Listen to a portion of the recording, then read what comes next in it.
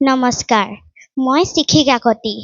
আজি মই আপোনালোকৰ আগত শংকৰদেৱৰ পৰা জুবিন গাৰ্গলৈ অসমীয়া সংস্কৃতিৰ উত্তৰণৰ সম্বৰ্ধত এটি চমু বক্তব্য আগবঢ়াবলৈ ওলাইছোঁ। ভুল হ'লে ক্ষমা কৰিব। অসমীয়া সংস্কৃতি হৈছে ভাৰতবৰ্ষৰ অন্যতম সমৃদ্ধ, বৈশিষ্ট্যপূৰ্ণ আৰু ঐতিহ্যমণ্ডিত সংস্কৃতি। এই সংস্কৃতি মূল ভিত্তি গঢ়ি উঠিছে অসমৰ ভাষা, সাহিত্য, সংগীত, নৃত্য, নাট্য চৰ্চা, ধৰ্মীয় চেতনা, সামাজিক মূল্যবোধ আৰু সামূহিক জীৱনধাৰাৰ ওপৰত।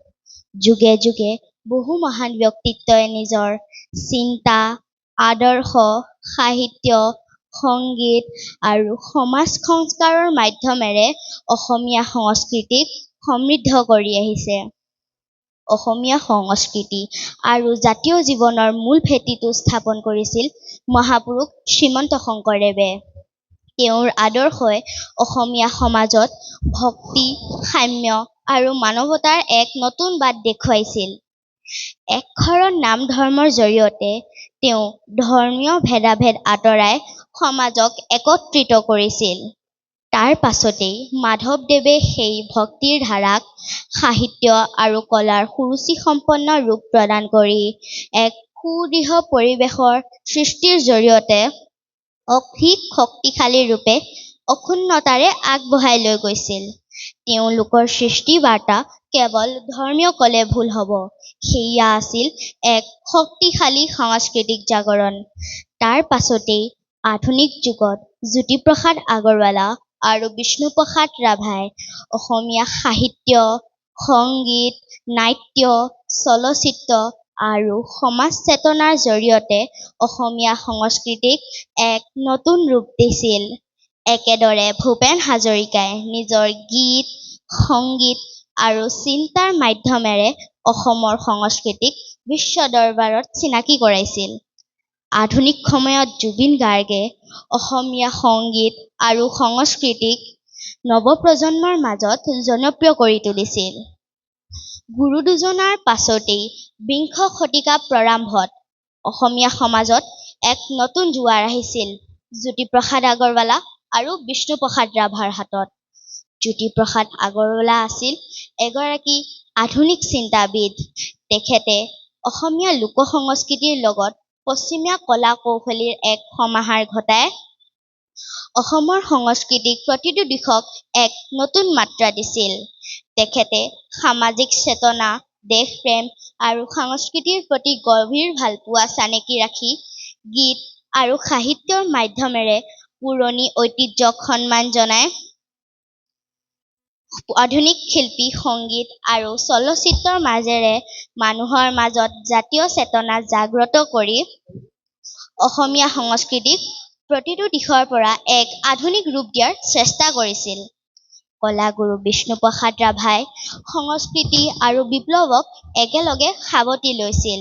তেওঁৰ জাতীয়তাবাদ আছিল কৃষক, শ্ৰমিক আৰু সমাজৰ পিছপৰা শ্ৰেণীৰ সৈতে গভীৰভাৱে জড়িত। তেওঁৰ মতে অসমীয়া সংস্কৃতি কেৱল উপভোগৰ বাবে নহয়, সমাজ সলনি কৰা এক অন্যতম হাথিয়াৰ। কলাগুৰু বিষ্ণুপ্ৰসাদ ৰাভাই সংস্কৃতি কেৱল উপভোগৰ বাবে বিনোদনৰ হিচাপে নাৰাখি সমাজ গঠনৰ এক শক্তিশালী অস্ত্ৰ হিচাপে ব্যৱহাৰ কৰিছিল। তেওঁৰ চিন্তা আৰু আদৰ্শ আজিও অসমীয়া সমাজত প্ৰাসংগিক। এই ধাৰাক এক অনন্য উচ্চতাত লৈ গৈছিল সুধাকণ্ঠ ডক্টৰ ভূপেন হাজৰিকাই। তেওঁৰ গানবোৰ কেৱল অসমৰ ভিতৰতে সীমাবদ্ধ নাথাকি বিশ্বৰ প্ৰান্তলৈ গৈ মানৱতাবাদৰ বাৰ্তা বিলাইছিল। তেওঁৰ সৃষ্টিত অসমীয়া লোকগীতৰ সুৰৰ সৈতে বিশ্বজনীন সংগীতৰ এক সংমিশ্ৰণ ঘটিছিল, যিয়ে অসমীয়া সংস্কৃতিক এক বিশ্বজনীন পৰিচয় দিছিল। বৰ্তমান যুগত জুবিন গাৰ্গে এই বিশাল সংস্কৃতিৰ পৰম্পৰাক নৱপ্ৰজন্মৰ সৈতে সংযুক্ত কৰিছে। তেওঁৰ সংগীত আৰু প্ৰতিবাদী কণ্ঠই প্ৰতিটো ঘৰৰ ডেকা গাভৰুৰ অন্তৰত এক আৱেগ সৃষ্টি কৰিবলৈ সক্ষম হৈছে। তেওঁৰ শিল্পকৰ্মৰ জৰিয়তে আজিৰ নৱপ্ৰজন্মই নিজৰ শিপাক চিনি পাইছে আৰু অসমীয়া সংস্কৃতিৰ প্ৰতি আগ্ৰহী হৈ পৰিছে। এই আটাইকেইজন মহান ব্যক্তিত্বৰ মাজত কেইটামান অতি গুৰুত্বপূৰ্ণ মিল আছে। তেওঁলোকে কোনোৱে নিজৰ ব্যক্তিগত লাভৰ বাবে কাম কৰা নাছিল।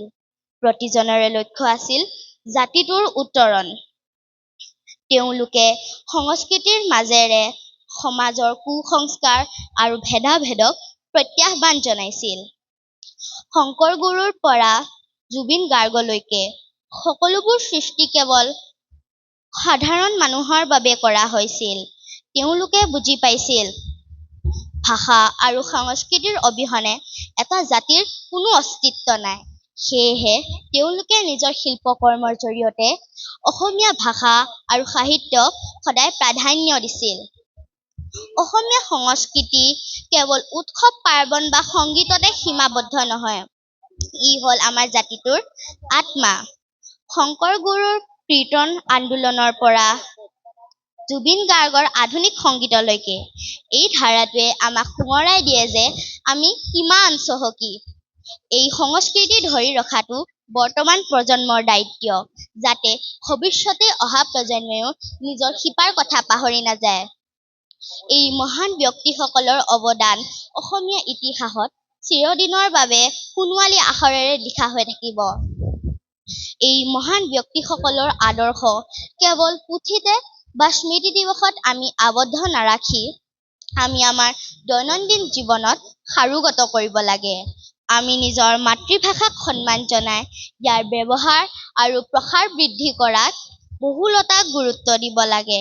কেৱল উপভোগৰ বাবে আমাৰ সংস্কৃতি নাৰাখি আমি লোক সংস্কৃতি, বাদ্যযন্ত্ৰ আৰু শিল্পকলাক নৱপ্ৰজন্মৰ মাজত জীয়াই ৰাখিবলৈ ইয়াৰ বহুলতাক গুৰুত্ব দিব লাগে।